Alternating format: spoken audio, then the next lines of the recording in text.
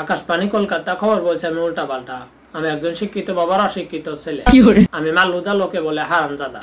আজকের বিশেষ বিশেষ খবর বলা হচ্ছে যে সাগরের মধ্যে আগুন ধরে কয়েক লক্ষ হরিণের মৃত্যু হয় এবং মৃত্যু হরিণগুলোকে চিকিৎসার জন্য ভর্তি করা হয় স্থানীয় সাইকেল গ্যারেজে।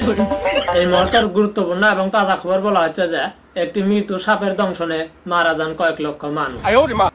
লেটিং এ বসে গবেষণা করে জানা গিয়েছে যে ছোটবেলায় যারা জোনাকি পোকার পুটকি থেকে আলো কেড়ে নিয়েছে তাদের ভবিষ্যৎ অন্ধকার হবে বলে জানানো হয়েছে।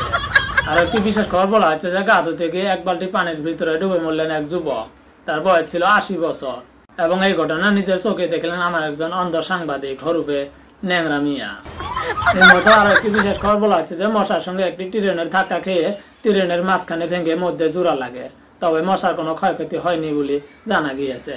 আর একটি বিশেষ খবর বলা হচ্ছে যে গাছের তলে বসে থাকা এক যুবকের মাথার উপরে একটি গাছের পাতা পড়ে মারা গেলেন যুবকজন।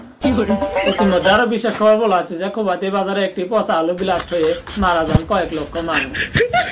আরো একটি বিশেষ খবর বলা হচ্ছে যে গাড়ি খেয়ে মদ চালানোর সময় স্থানীয় পুলিশের হাতত আটক এক যুবক। আর একটি বিশেষ খবর বলা হচ্ছে যে সাগরের মধ্যে ডুবে আত্মহত্যা করলেন কয়েক লক্ষ মাছ। এই মুহূর্তে আরো একটি বিশেষ খবর বলা হচ্ছে যে 10টি বাচ্চা রেখে পালিয়ে গেলেন এক মুরগি তার বয়ফ্রেন্ড শিয়ালের সঙ্গে। এই মুহূর্তে আরো একটি বিশেষ খবর বলা হচ্ছে যে ঘুম থেকে উঠে ফেসবুক চালানোর সময় অ্যাক্সিডেন্ট করে মারা গেলেন এক যুবক।